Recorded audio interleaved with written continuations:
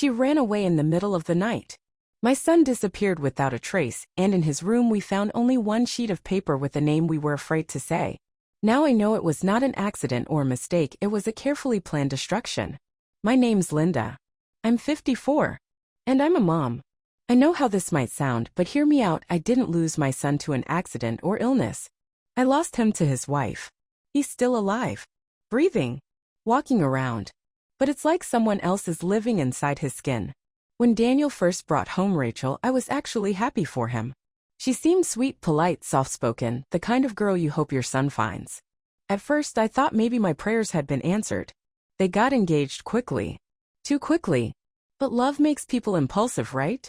I didn't want to be that mom who questions everything. Then the changes started. Calls stopped. Visits faded.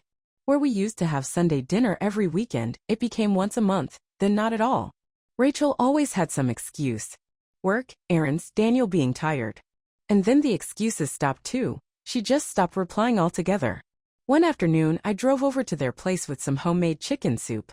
Daniel had been sick a few days before and I wanted to check on him. Rachel opened the door just a crack. She didn't let me in. He's sleeping, she whispered. Not a good time. But I heard him. I know my son's voice. He said something in the background, not loud, but enough. Enough to break me. He didn't come to the door. Didn't say hi. Didn't even look at me. That's when I knew he wasn't just drifting away. Something or someone was pulling him. I drove home in silence. Sat in the dark with the soup still warm in my lap and just cried. Not out of hurt. Out of fear. Something was wrong. And not in a they're just busy kind of way. I felt it in my bones. That night, I remembered something my grandmother used to say when I was little. Something I hadn't thought of in decades. When love dies for no reason, don't look at the heart. Look underground. I didn't understand what she meant back then. But now? Now I think I do. I tried to convince myself it was stress. Maybe Daniel was overwhelmed. Maybe he was adjusting to marriage. Maybe I was being that kind of mom, too involved, too suspicious. But the voice in my head wouldn't shut up. So I did something I'm not proud of. I waited. 3 days after the soup incident, I parked down the street from their apartment around 5:30 p.m. I brought knitting needles so I'd look like a harmless old lady waiting in her car. Classic trick from my neighborhood watch days. At 6:10 p.m. I saw her. Rachel came out of the building alone. High heels, hair done, red lipstick. She didn't look like someone running errands or heading to the grocery store. She looked like someone meeting a date. She didn't see me. I followed from a distance. She met a man in a parked black SUV. Hugged him a little too long. Smiled like she was 19 and falling in love for the first time. Then she got in his car and they drove off. I sat there frozen. Hands shaking on the steering wheel. My stomach dropped. I didn't want to believe what I saw. But the pieces were fitting together. I didn't go home. I went to St. Paul's Church. The doors were closed, but I sat on the steps anyway. Just sat. Cried. Whispered things to God I hadn't said out loud in years. Please, I begged. If I'm wrong, make me wrong. But if I'm right, don't let him lose himself. That night, I didn't sleep. The next morning, Daniel called me. For the first time in weeks. Hey, Mom, he said. His voice sounded tired. You doing okay? I wanted to scream. To ask what she did to him. To ask why he sounded like a stranger. But I stayed calm. I'm okay, I lied. How are you? He paused. Too long. Then, Rachel's got this new friend. She says it's a work mentor. But I don't know. I feel off. That one sentence broke me. Daniel was always the type to defend the people he loved, even to a fault. But now he sounded unsure. He sounded like he didn't trust her. And that meant one thing, deep down he knew. Do you want to come home for a while? I asked quietly. Another pause. I can't, he said. She wouldn't like that. She wouldn't like that. That's what he said. Like he was a guest in his own life. Like he needed permission. That night, I went back to the church steps. And this time I didn't pray for clarity. I prayed for courage. Because I knew what I was about to do next could end everything. 2 days later, I showed up at their apartment.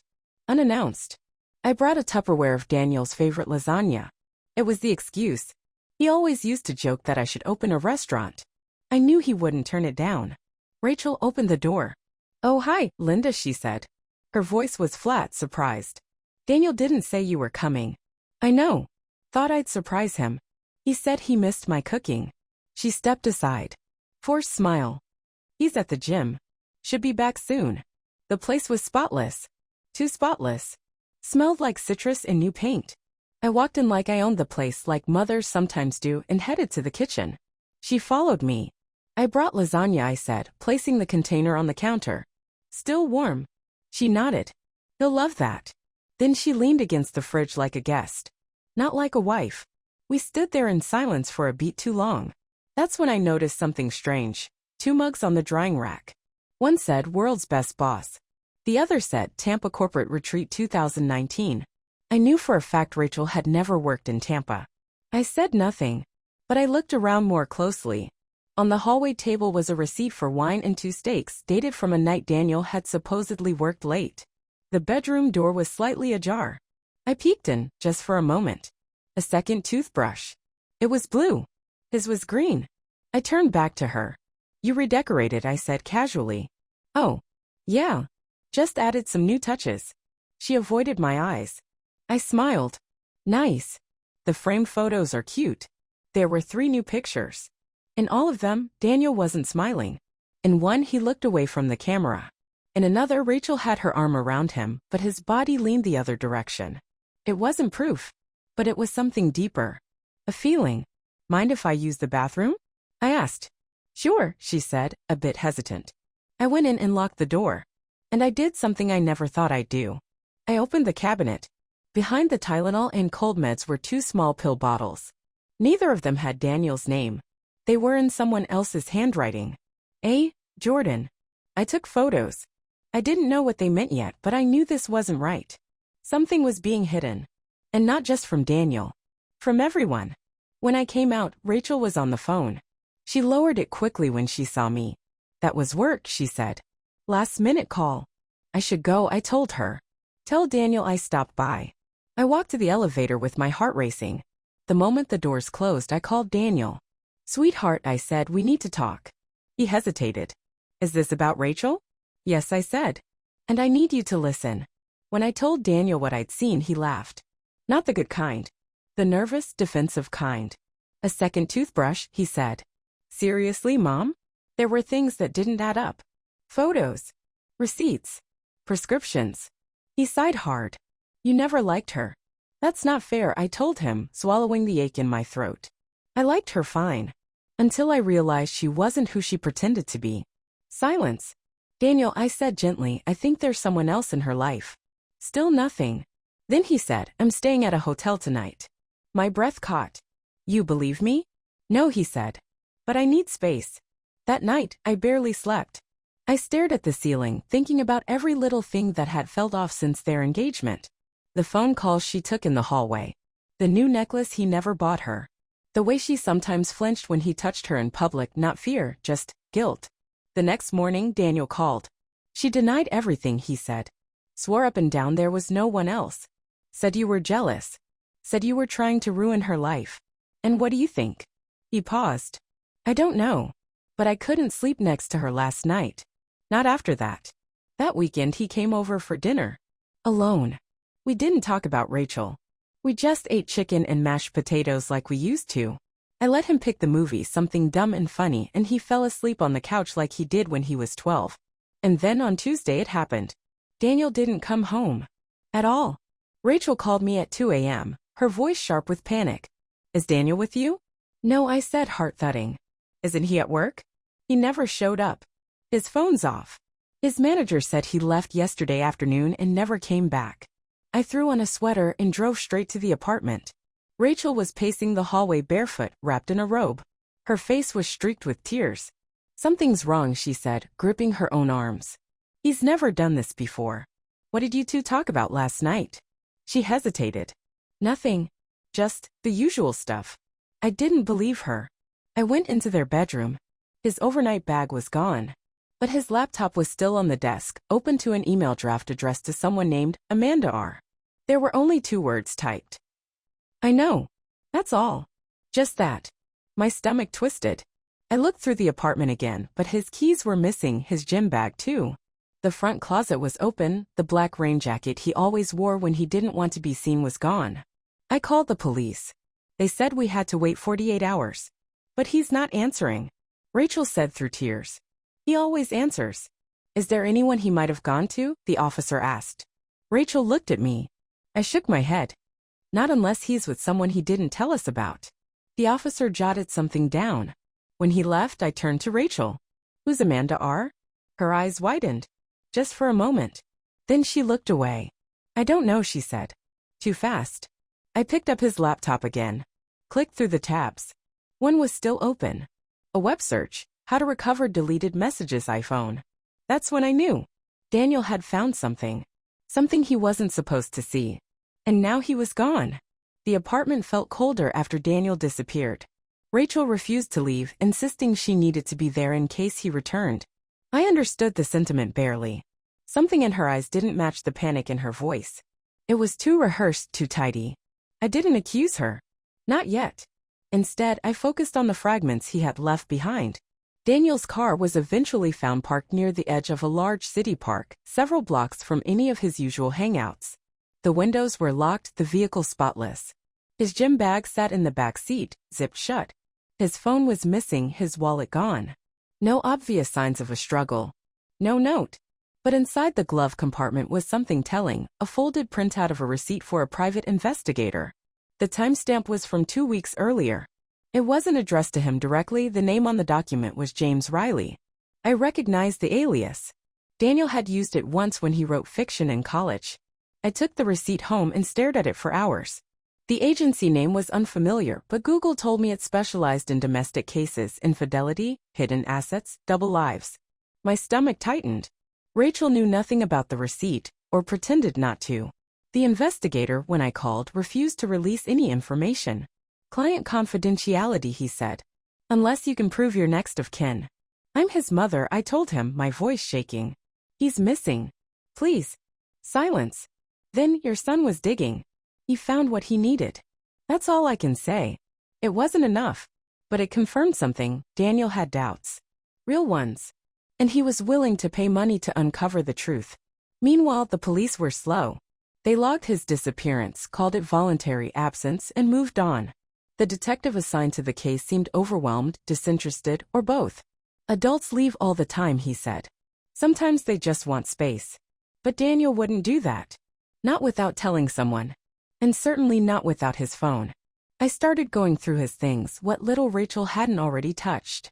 At my place, I found a manila folder tucked in the back of his desk drawer. It held screenshots, printouts, and handwritten notes. One paper stood out, a list of times and dates, mostly late at night. Beside each was a single word: car, window, door, voice. I realized he'd been watching her. Taking notes. Recording movement. In the back of the folder was a photograph, grainy and printed from a phone. It showed Rachel standing outside a restaurant. Her hand was in someone else's. A man. Tall, wearing a dark jacket. His face was turned, obscured. But the body language said enough. Intimacy. Familiarity. Daniel had evidence. And he had reason to be afraid. The more I pieced together, the more urgent it felt. I tried pressing Rachel, but she kept breaking down, deflecting questions with tears, insisting she had no idea why he'd leave or where he'd gone. Neighbors began to whisper. Some claimed they'd heard arguments weeks before. Others mentioned loud voices, things breaking. No police were ever called. Rachel's story never changed. She was devastated, confused, heartbroken. But her actions didn't match her words. One morning, I caught her packing up Daniel's things, his clothes, his books, even framed photos from their engagement. He's not dead, I snapped. I know, she said flatly. I just can't keep looking at all this. I took the box from her. Brought it home. And it was something she must have missed, a small voice recorder tucked between shirts. I pressed play. Static. Then a man's voice. Daniel's. If anything happens to me, it wasn't an accident. That was it. Just one sentence. But it changed everything. The voice recorder stayed in my drawer for 2 days before I could bring myself to replay it. I listened to Daniel's sentence over and over, the grainy audio echoing through my kitchen. It wasn't just fear in his voice. It was resignation. He knew something was coming. I brought the recording to the detective. He listened once, then shrugged. It's not enough, he said. There's no threat, no context, no names. But to me, it was everything. My son had left behind a message, and it had been buried among clothes meant for donation. Either Rachel hadn't noticed it or she hadn't cared. I started watching her. Not following her in the shadows, nothing illegal. But I paid attention. Her patterns, her routine, her sudden shifts in behavior. She started taking longer walks, always alone, always near the park where Daniel's car had been found. She changed her phone number without telling me. And she began avoiding our shared friends, quietly slipping out of social gatherings, answering fewer calls. Then came the real break. Daniel's friend Mark reached out. They'd lost touch in the months before Daniel vanished, but Mark had received an odd voicemail about a week prior. Daniel had mentioned needing help, something about an email account, a set of documents, a password reset. Mark hadn't thought much of it. But when I asked him to check his inbox, we found it, a forwarded message with no subject line and a link to a shared drive. It had been unopened.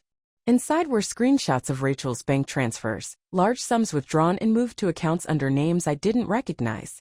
There were also scans of what looked like a second ID, one with Rachel's face but a different name entirely. The same face, the same woman, two lives. And at the bottom of the folder was a final note in Daniel's handwriting. One line, underlined. If anything happens to me, start here. I printed everything and brought it to the police. They took it more seriously this time. An investigator from a different department called me in. I could tell from the questions, from the way he paused over each page, that they were seeing it now. Seeing what Daniel had tried to show. The investigation was reopened. Quietly. Officially, nothing had changed. But behind the scenes, people were moving. Rachel didn't know yet. I watched her from the window the next morning as she loaded groceries into her car, humming to herself. Calm. Casual. As if nothing had happened. But I had felt the shift.